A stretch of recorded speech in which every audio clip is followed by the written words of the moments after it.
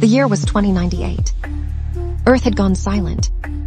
After decades of climate collapse, poisoned oceans, and endless wars, humanity abandoned the planet. The last survivors escaped aboard massive colony ships, headed toward a distant world called Nova Prime. But one thing remained behind. An old satellite, still orbiting Earth. For over 30 years, it continued broadcasting ancient signals into deep space, draining power and interfering with the colony fleet's navigation systems. So one final mission was assigned. Alina Vale, communications engineer, returned to Earth, shut the satellite down alone. The moment Alina arrived, the silence felt wrong. Entire cities stood frozen in time. Rusted cars clogged empty highways. Giant digital billboards flickered weakly through the toxic fog. At night, Earth didn't feel dead. It felt haunted. Not by ghosts, but by memories. Inside an abandoned communications tower, Alina activated the satellite control system. Thousands of archived signals flooded the screens. Emergency broadcasts, military commands, voicemails from families who never escaped.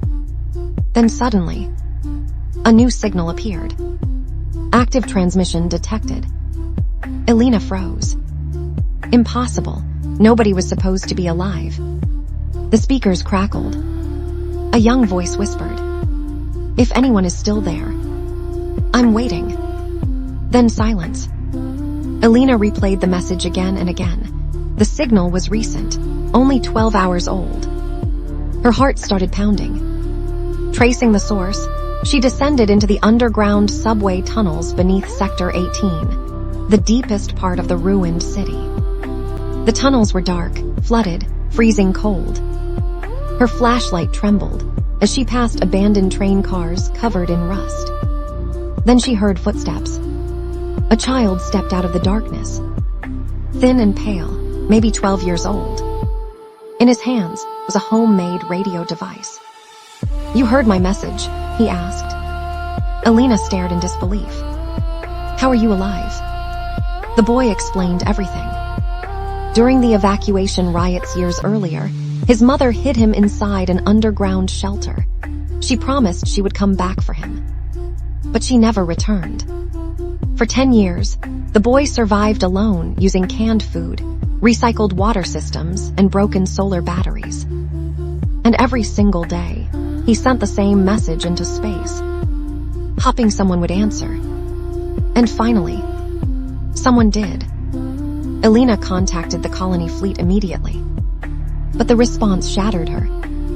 Only one evacuation shuttle remained. One passenger, not two. The shuttle would leave Earth in less than 2 hours. The boy looked at her quietly. "You should go," he said. "You still have a future." Alina looked around the shelter walls, covered in drawings.